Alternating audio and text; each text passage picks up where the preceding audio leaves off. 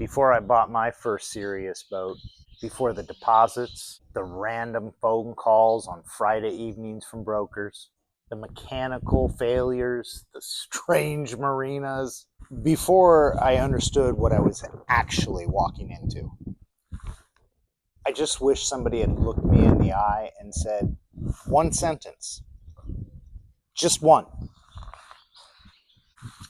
The number they're showing you is the least important number of the entire transaction. That's it. 12 words that would have changed the worst decision I ever made in a boat deal. Because here's what nobody's telling you when you're standing at that boat show. You know, with that heart rate up, with the checkbook in the back pocket. The entire marine industry is organized around one single number. One number. And that number was never designed to tell you the truth. Today, I'm going to show you what that number is, why it exists, and the boat you think you're buying and the financial commitment that you're actually making are two completely different things. And what happens to the people that find out the hard way.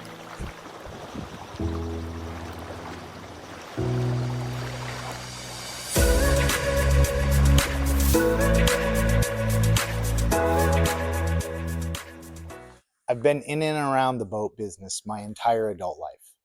I've bought boats, I've sold boats, I've even lost money on boats I didn't even own. I built a boat harbor. I watch this market every single day. And I'm going to ask you something that took me too long to ask myself. Where does the number come from? Not the price on the listing, not the payment the vendor quotes you, the original number. The benchmark the entire industry uses to tell you if you can even afford a boat. It's the purchase price, baby.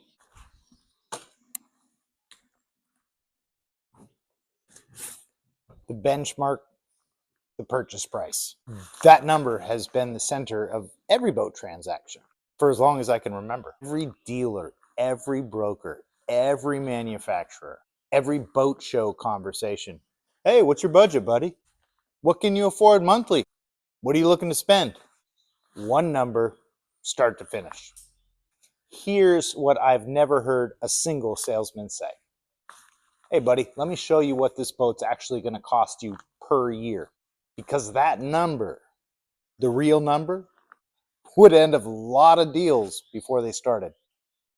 And ending deals is not what salesmen get paid to do. So let's get some real numbers on the board. We're going to get the real annual cost.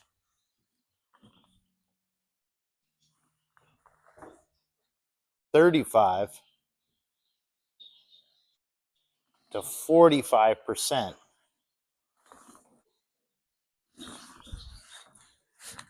Real annual cost, 35 to 45% of the actual purchase price. That's not a loan payment. That doesn't include a loan payment. This is the true cost of owning and operating a boat. Maintenance, insurance, slip fees, fuel, and the one thing a lot of people factor out is the depreciation on whatever it is you borrowed. Kept in a California marina, realistic to the bay, the California Delta, or the coastal side of California, on a $150,000 boat. That's $53,000 to $68,000 every year. Now I'm going to show you exactly where that number comes from. Line by line, baby, on the whiteboard. This isn't how the folks at the dealership are doing it. To understand why this benchmark is broken, we got to understand what it was measuring before it was broke. My dad's generation bought boats. You know, working guys, regular incomes. The math was simple. The hidden costs typically were generally small. You know, you bought the boat, kept it on a trailer, kept it in the driveway, put gas in on the weekends, fixed it in the garage with yourself and a buddy on a Sunday afternoon. $500 a year, maybe less, all in. The purchase price was really most of the story. because there wasn't really another story to tell. Gas was cheap. Storage was free. It was your driveway before all those HOA and city regulations came homing down on you. Engines were simple enough that basic mechanical knowledge was all you really needed to keep an outboard running for years. Marina slips were existing in abundance. The cost was almost nothing. Insurance? That was a footnote, baby. Now, in that world, the purchase price benchmark, that made sense. It was the right ruler for the right job. That world is gone. I own a harbor. I watch this market every day, and I can tell you exactly what changed and when. All of a sudden, slips started disappearing and became premium real estate. Sacramento, Delta, Bay Area, coastal California, $1,200 to $2,000 a month just to keep a nice sized boat in the water. And that's before you started the engine even once. Engines became sophisticated enough where you now need a marine technician at $130 to $150 an hour. And that's to do something like change an impeller, baby. Fuel went to, predictable to completely volatile. I mean, we were cruising in December and it was $4.50 a gallon, and now we're at like $8 a gallon. Who controls this budget, baby? Us or the government? Insurance, it actually started to show up as a real annual line item. The used market became flooded and depreciation accelerated. Every single hitting cost exploded. But that industry, it keeps the same headline, baby. Purchase price, because that's the number that gets you in the door. And quite frankly, the door is all they get paid to care about.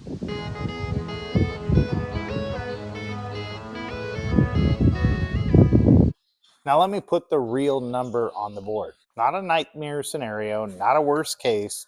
This is going to be a real honest California marina budget for a 40-foot cruising boat. Okay, so let's get this on the board.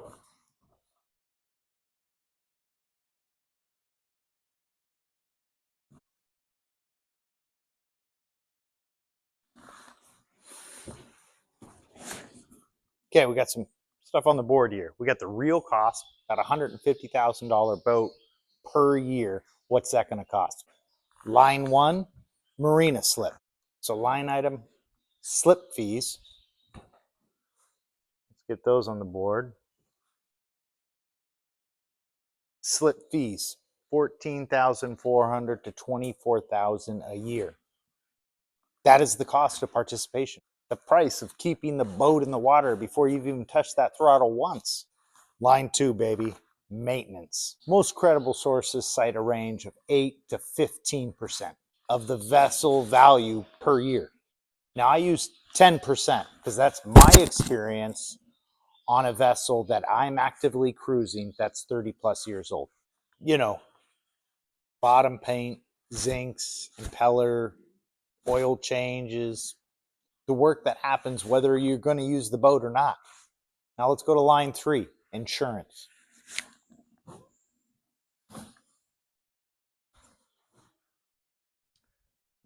And so we have insurance, $2,500 to $4,000 a year.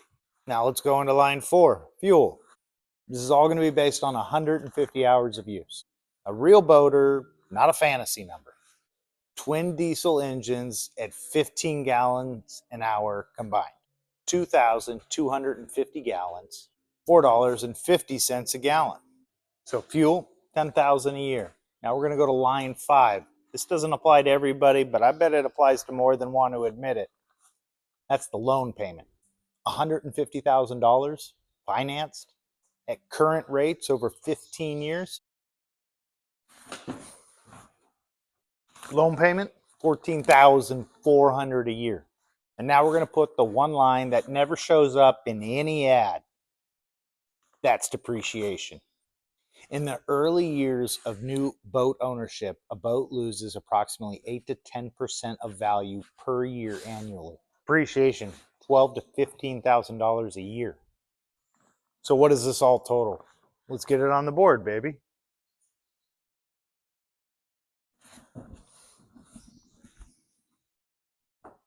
Total $68,000, $82,000 per year. Now the advertised payment on this $150,000 boat, $1,199 a month. Now the real monthly cost, $5,600 to $6,800 per month.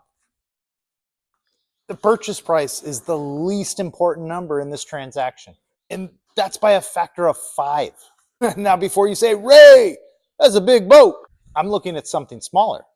I need to show you the trap catches people who think they already thought of that. So let's clean this board up, baby. Okay, there's a specific point on the boat size ladder where everything all changes at once. Most buyers cross it without even knowing it existed. I call this the upgrade cliff. Let's get this one on the board, baby. I love this ladder. Every rung looks a little bit more spacey, a little bit more comfortable, a little bit more enjoyable. You know, a little bit more of the dream, baby. 20 to 28 feet. I mean, it feels progressive. It feels like a natural step. Got trailer.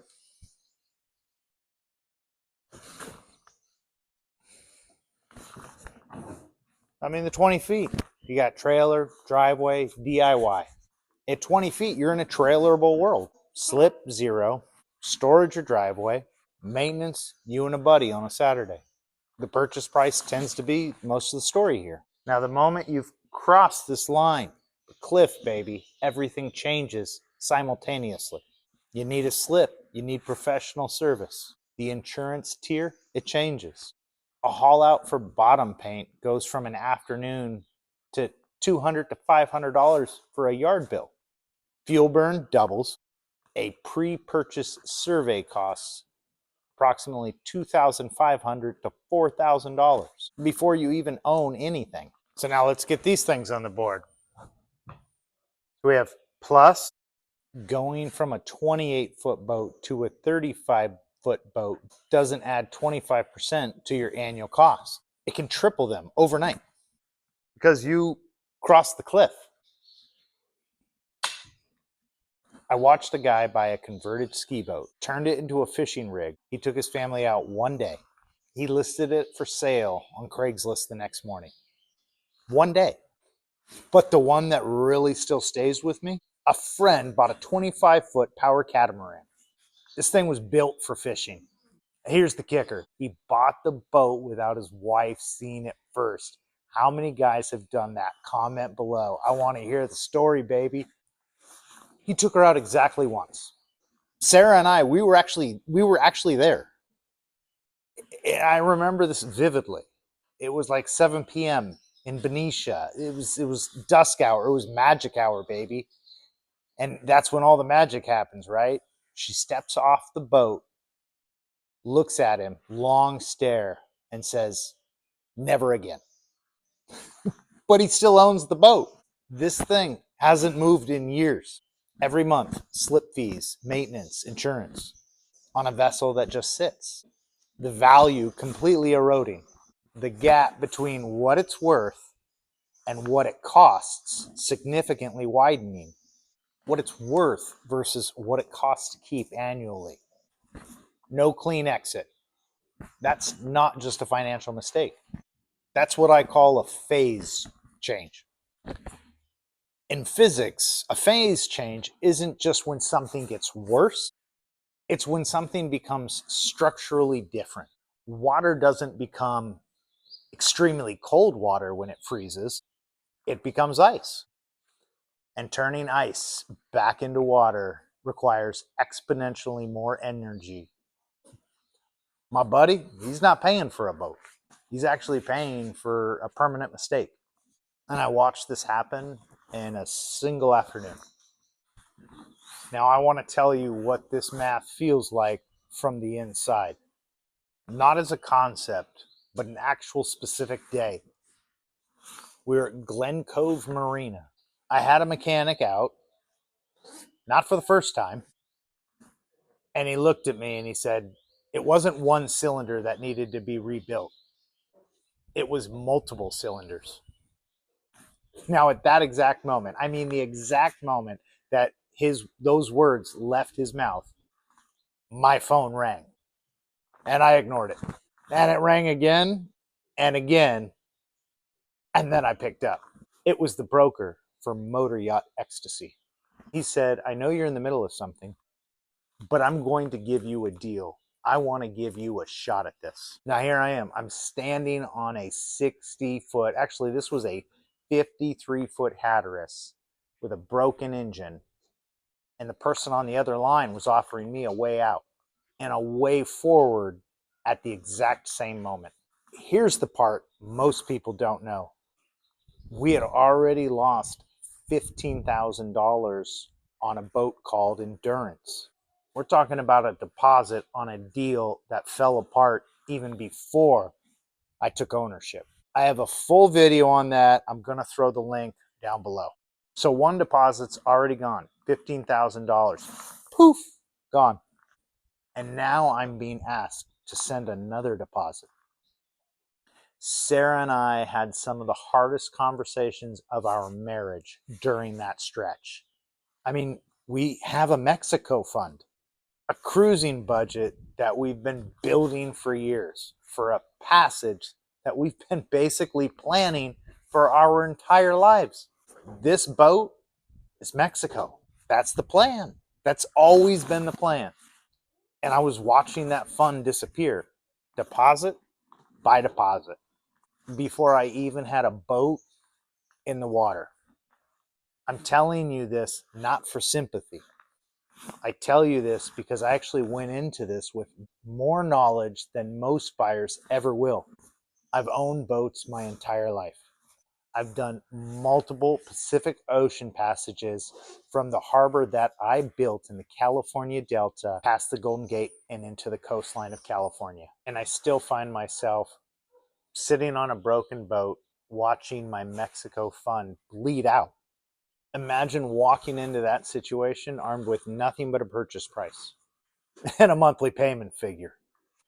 If you want independent proof that the real costs are the real story, let's look at what happened in 2020, baby. The world stopped and boat sales exploded. 2020 and 2021, record years for the marine industry. First-time buyers flooding the market. Hey, the payment fits the budget. The purchase price looks manageable. The dream feels within reach. You know what happened to most of those boats in 2023? Listed for sale. Used inventory flooded the market. Prices dropped, baby. Sellers everywhere. Those buyers didn't stop loving boats. The hidden costs came back, but they came back inflated, baby. The slip that was $900, now it's $1,400. A technician that charged $95 an hour, well, now he charges $145 an hour. The fuel that was $3.50 is now $4.75. Side note, it's actually right now hovering around $8.25 a gallon. Put that in your pipe and smoke it. Those people weren't naive. They weren't bad at math. They were handed a broken ruler. They measured the purchase price. Nobody gave them the real number. And when that real number arrives every month without mercy, that dream goes back to the market. This isn't a lifestyle story. This is a measurement failure. And it happens in every market cycle for the exact same reason. Everything I've shown you so far, the real annual cost, the upgrade cliff, the phase change, that's an income statement problem. The monthly cash flow. But there's a second line underneath it. And in some ways, it's more dangerous than the first. Here's what I hear every single time when somebody pushes back on the real cost of boat ownership. Oh, but it holds its value. I'll get it back when I sell. This thing's an asset, baby. All right, I'm going to be straight up point blank with you. A boat is not an asset in the way that word is meant to be used. The $150,000 boat you buy today will not be $150,000 in 5 years. It will not be worth $120,000. Depreciation in the early years runs 8 to 10% annually. That's $12,000 to $15,000 gone annually every year you own it. Now let's combine that with the $53K to $68,000 annually. Every dollar you spend on this boat is a subscription fee. The slip payment is not building equity. The maintenance bill is not building equity. The fuel is not building equity. You're renting the experience. And here's the critical thing. Ain't nothing wrong with that, baby. If we understand that clearly before we sign. The real danger is going in believing two things at once. That the purchase price is the whole story and that the boat will preserve your investment. Those two beliefs together, that's the trap, baby. That's the broken income statement meets the fake balance sheet. And the people that suffer the most are the people that believe both lies at the same time. Now, I want to show you something that I've learned over 20 years of owning boats and running boat harbors. There's two completely different relationships people seem to have with this world. The first group treats boating like a ladder. You start where you can start. You learn what you don't know, and you earn the next boat with honest math. It's quite frankly one rung at a time. That's how I got here, baby. 12-foot aluminum on this Delta as a little kid. Ski boats, a Sea Ray, a 32-foot Bayliner, multiple Pacific passages that taught me what I didn't know about offshore navigation, mechanical systems, and passage planning. And then ecstasy, baby. Not because I could afford the payment, but because I climbed the ladder far enough to understand what the real number actually was and could honestly say, hell yeah. Now, the second group, they treat boating like a castle with a moat. They skip rungs and they buy the boat that looks impressive at the dock, and they skip the rungs that fit the real budget. They believe the purchase price and ignore the four numbers that tell the truth. And the moat, the gap between the purchase price and the real number, catches them before they even get through the gate. The castle isn't the boat. The castle is the life that you imagine when you buy the boat. Weekends on the water, family time, freedom. The moat is the payment in which you were shown versus the actuality of what it costs to live that life. I'm not telling you to stay off the water, baby, but I am telling you the ladder is real and it's honest, and you can climb it if you do it with real numbers in hand. The people that love this life the longest, you know, the folks that are 60, 70, 80 years old. The guy that just bought the Bayliner, baby, retired pilot. Now he's a boat captain. Just bought this boat. You know those people. Still running their boats. Still making passages, baby. They all bought the right boat for the real number.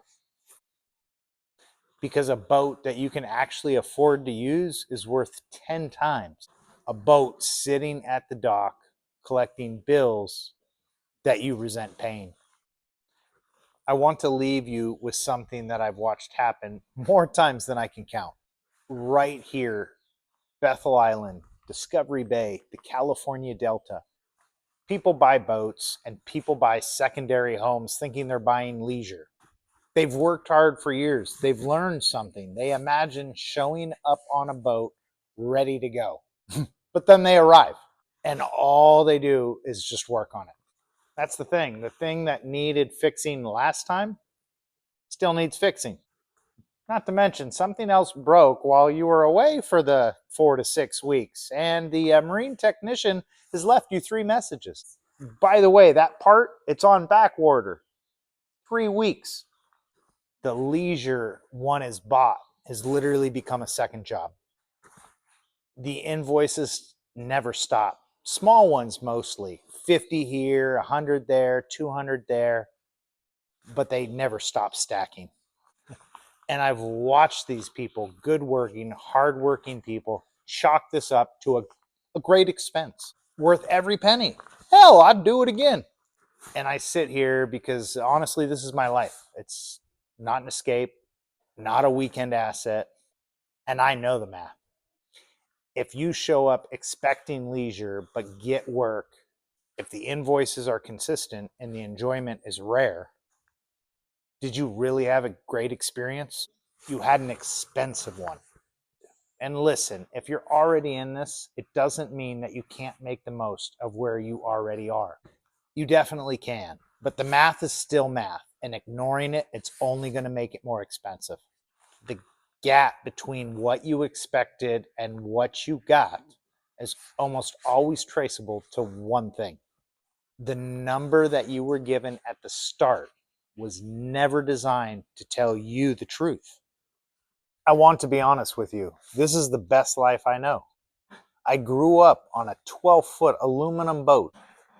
I've built a boat harbor. I've done multiple Pacific passages, and I plan to take this boat to Mexico with Benjamin, Kennedy, and Sarah. And that plan, that's still the North Star of everything I do out here. Boating isn't something I just do on the weekends. It's who I am. And the people that love this life the longest, the ones still making passages out here at 70 plus years old, the ones that are still running their boats, all did the same thing. They went with the real number, not with that advertised payment, not the broker's pitch, not the purchase price dressed up as affordability. The real, honest annual cost of ownership before they even wrote that first check. The broker's not going to hand you that number. The dealer's not going to put it up on the whiteboard, baby. The manufacturer ad's never going to say, hey, $5,600 a month, that low price. This is what this channel is for, and that is exactly why I have built the boat buying yacht blueprint. 216 pages, everything I've learned the hard way, including a full ownership cost calculator that includes every single number that I put on that whiteboard today, baby, for any specific boat that you're considering before you commit to anything. The free toolkit is in the description. Be sure to download that before you look at another listing. If you have a boat in mind right now, run the real number first. It's either going to confirm your decision or protect you from the numbers that you would spend years paying for. I'll see you at the harbor. Let's go boating, baby!